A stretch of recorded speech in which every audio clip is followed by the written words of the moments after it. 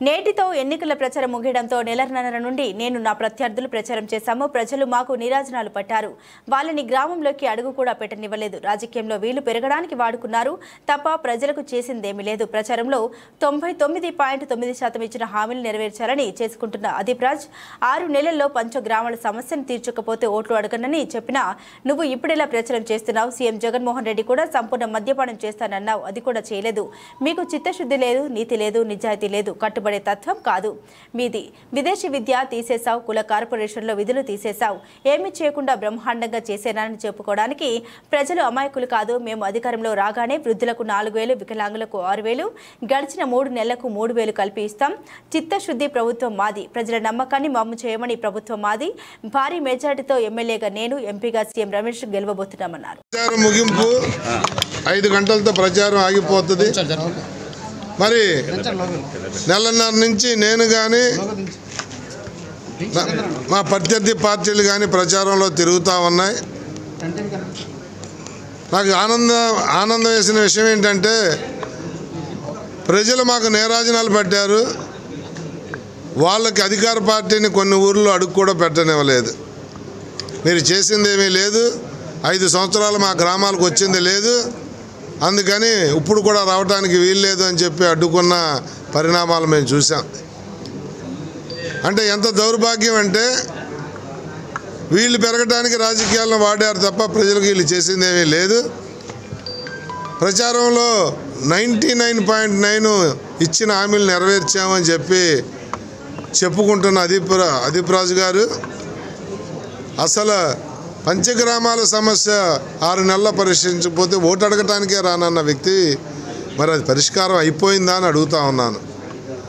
జగన్మోహన్ రెడ్డికి కూడా సూటిగా నేను ఒకటి అడుగుతా ఉన్నాను. సంపూర్ణ మద్యపాన నిషేధం చేయకపోతే 2024లో ఓటు అడగడం అన్నాడు, అది చేశావా అని అడుగుతా ఉన్నాను. మీకు చిత్తశుద్ధి లేదు, నీతి లేదు, నిజాయితీ లేదు, మాట కట్టుబడే తత్వం కాదు మీది. ఎందుకంటే చేసినవేమో బటన్ నొక్కానని చెప్పుకుంటావు. తీసేసిన స్కీములు కానీ నువ్వు పెంచిన రేట్లు కానీ జనాలకు చెప్పవు. జనాలు అంత అమాయకులు కాదు. నువ్వు ఏదైతే తీసేసావో అదే అడుగుతా ఉన్నారు. నువ్వు తీసేసిన అన్నా క్యాంటీన్ల సంగతి ఏంటి?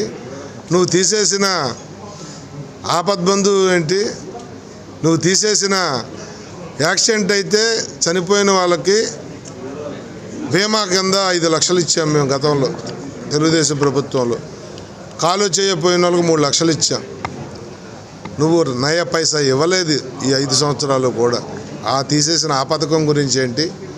ఎన్నో పథకాలు తీసేసావు. విదేశీ విద్య తీసేసావు, కుల కార్పొరేషన్లో నిధులు తీసేసావు.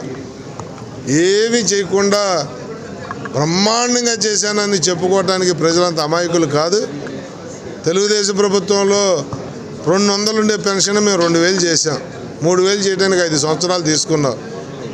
ఇప్పుడు మళ్ళీ నువ్వు పెంచుతానని కూడా మేనిఫెస్టోలో పెట్టలేని వ్యక్తివి.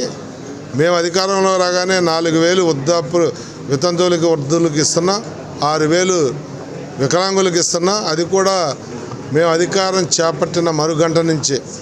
గడిచిన ఏప్రిల్, మే, జూన్ నెలలు కూడా ఈ 3 నెలలు 3,000 కలిపి మరీ ఇస్తా ఉన్నా. చిత్తశుద్ధి ఉన్న ప్రభుత్వం రాబోతూ ఉంది. ప్రజల నమ్మకాన్ని ఒమ్ము చేయని ప్రభుత్వం మాది రేపు రాబోతూ ఉంది. భారీ మెజార్టీతో ఇక్కడ నేను, మా ఎంపీ అభ్యర్థి సీఎం రమేష్ గెలవబోతూ ఉన్నారు.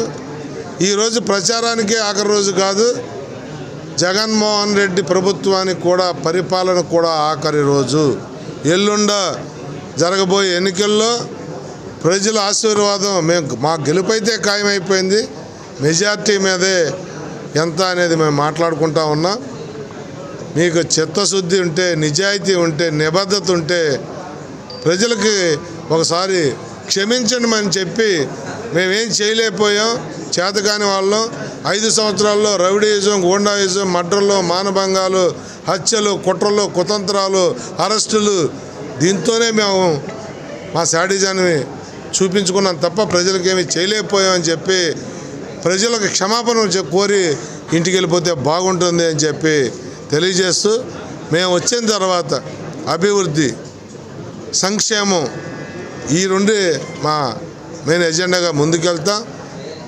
యువతకు ఉద్యోగ ఉపాధి అవకాశాలు కానీ, పెండింగ్లో ఉన్న పంచగ్రామాల సమస్య కానీ, తాడి స్వయంవరం తరలింపు కానీ, అలాగే ఫార్మా ఎన్టీపీసీ హిందూజా పెట్రోలియం యూనివర్సిటీలో శాశ్వత ఉద్యోగాలు లోకల్ యువతకి ఇప్పించే ఆలోచన కానీ, ఇవన్నీ కూడా మేము చేసుకుంటూ, అలాగే ఎన్టీఆర్ సుజల స్రవంతి పూర్తి చేస్తాం, పోలవరం పూర్తి చేస్తాం, రైతు వారికి కూడా రైతును పటిష్టపరుస్తామని చెప్పి తెలియజేస్తూ, ప్రజలకు నాణ్యమైన మెరుగైన జీవితాన్ని ఇస్తామని చెప్పి మీకు మాటిస్తూ ప్రమాణం చేస్తూ, రేపు ఎలక్షన్లో మమ్మల్ని ఆశీర్వదించండి.